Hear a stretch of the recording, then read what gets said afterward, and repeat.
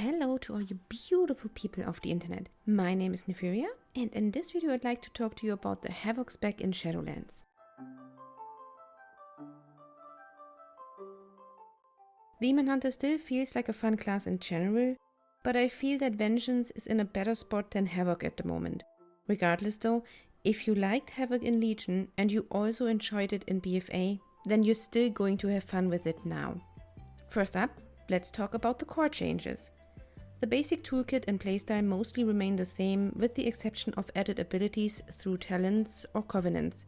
For example, now in addition to getting a single target attack when picking Fell Eruption, you're also able to add another keybind to your bars with the addition of Glaive Tempest, making it a more than 3-button spec. So how about that? Glaive Tempest is basically just the artifact weapon ability from Legion added as a talent in Shadowlands. It is a nice chunk of AoE damage and it will be a great pick for most dungeon and world content. Now let's talk about the few core changes that did happen. Blade Dance, one of our most used abilities, has had its dodge effect removed. This was especially useful in dungeons such as TLDR, where you could completely ignore the dead eye mechanic of the last boss if you had a Havoc Demon Hunter in your group. Personally, I will really miss this implemented dodge function, but I can see why Blizzard changed it. Immolation Aura is baseline for both specs and will generate 20 Fury. However, you can talent into Burning Hatred, which will generate 80 Fury in total and therefore makes it the same as it was in BFA. Blur had its damage reduction nerfed from 35 to 20%. It's still on a 1-minute cooldown though, so at least we can continue to use it rather frequently.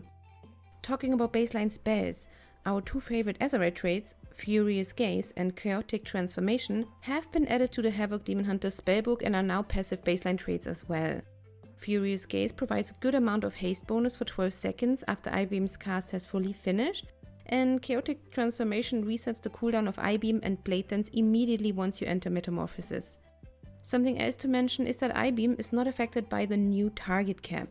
However, it has its damage changed in a way where it will deal increasingly less damage to secondary targets. This means it basically depends on the amount of enemies that you hit.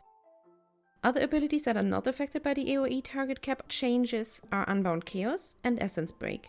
Both are talents that you can simply, get through the talent tree.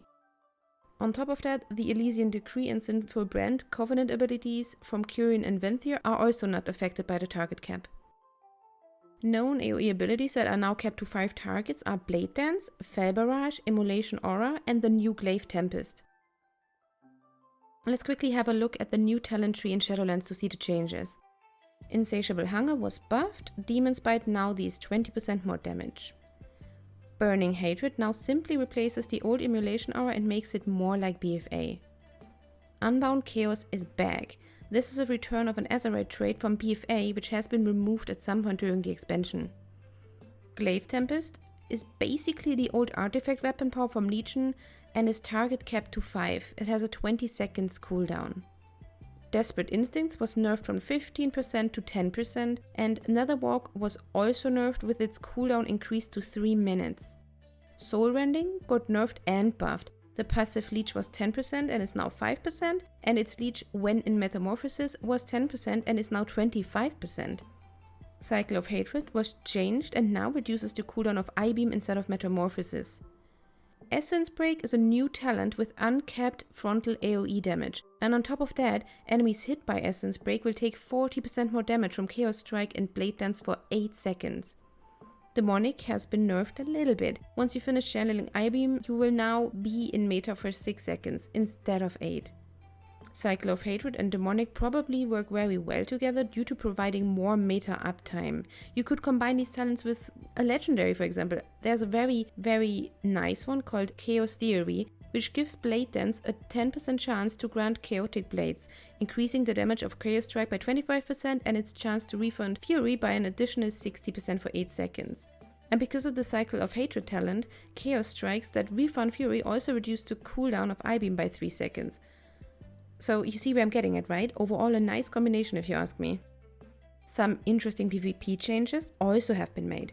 Solitude and Glimpse have been removed completely, and in turn though, you now have 2 new good talents in the possible PvP, pick up section.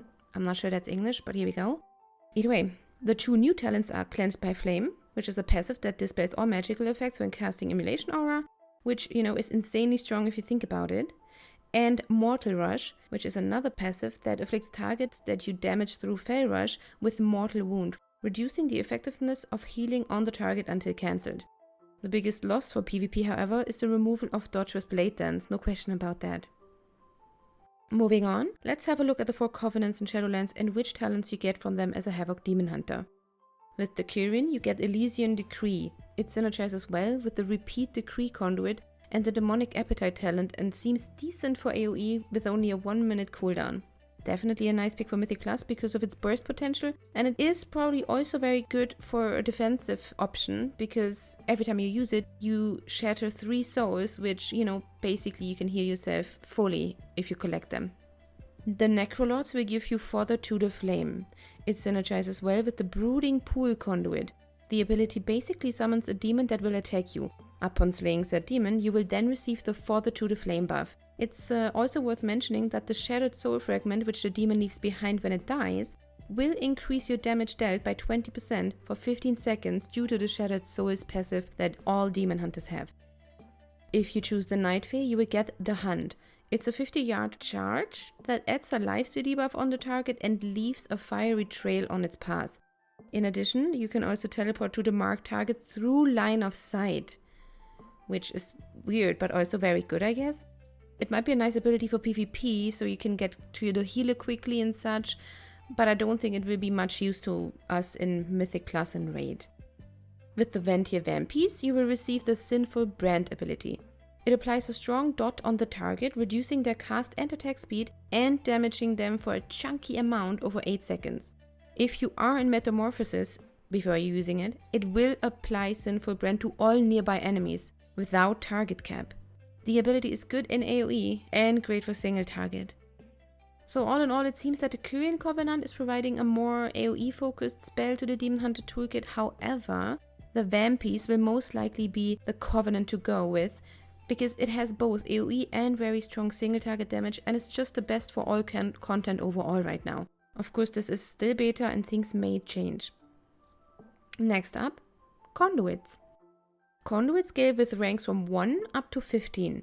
For every class, there are some Covenant-specific conduits that you can obtain. How many different kinds of conduits you use depends on the path you choose for your soul binds. There are 3 different types of conduits. Potency, which is all about the ability throughput. Finesse, for overall utility or movement increases. And Endurance, which basically is about increased survivability and defensive things. All conduits offer something specific. It is possible, though, to pick a path for your soulbinds and conduits in which you won't have any endurance slots, for example. So make sure to check the conduit slots before finalizing your path so that you can be sure which conduits can be used after. Not that you end up with, only potency and finesse slots when actually maybe you would like to use an endurance one. Just saying. I would like to tell you that you can choose whichever conduit you want here, but the truth is that eventually there will be best in slot options which probably sim higher than other ones in certain slots. We will have to just keep an eye out for that. If you don't care all that much about min-maxing, however, you may just pick whatever sounds most appealing to you. You can see some of the conduits available to us on screen now. Conduits are also great for finding potential setups together with specific talents or legendaries. As an example, if you combine the Immolation Aura and the Throglaive Conduits with the Fell Bombardment Legendary, it could probably provide some extreme AoE potential. And that brings us to Legendaries. There are 8 Legendaries in total, 4 Havoc specific ones and 4 General Demon Hunter ones. For Legendaries, you should always keep in mind that you can only equip one at a time, at least at the beginning of Shadowlands. It shouldn't take very long though to get the first legendary, maybe 1 or 2 resets. You can see all of the legendaries on screen now, but we won't go into each one of them as it depends on which type of content you go for and what is most fun for you personally. Nevertheless, you can check them all out and maybe one is already sounding more interesting to you than others. Personally, I do love the Inner Demons and Chaos Theory ones, but also Darklim Medallion, which is available to all Demon Hunter specs. Not only is Eye-Beam one of our most used spells as a DPS, but Fell Devastation, which is a comeback for the Vengeance Demon Hunter, is a very powerful ability to use as tank. So it's an overall very nice legendary if you plan on playing both specs or switch around often and you want to just have a legendary that you can always use in both specs. Lastly, what do you think about the ladder sets from the raid, Covenants and Legendaries? Do you like the way ladder looks for all of it? Which one is your favorite? I really love the Van Helsing looking one, but I'm not sure I can stare at it every day and not get tired of it. And this brings us to the end of the video. If you enjoyed the video, maybe like it, maybe subscribe, whatever you feel. And I hope to see you in the next one. Well, I hope you hear me in the next one and I see your comments. Alright, have a great time.